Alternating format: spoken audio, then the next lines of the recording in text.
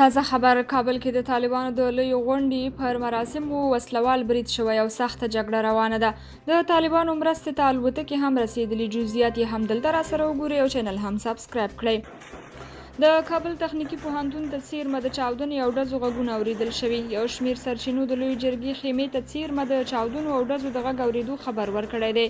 د ټولنیزو رسنیو کارکوونکو دغه ویډیوګانې خپرې کړي او ادعا کوي چې د کابل ښار لوی جرګې سیمه کې د دوو چاودنو له غږ وروسته یې د سپکو او درنو وسلو د ډزو غږونه اورېدلي دي. سرچینې وایي دوه بریدګر یو لوړپوړی ودانۍ ته ختلي دي چې د سپکو او درنو وسلو څخه استفاده کوي.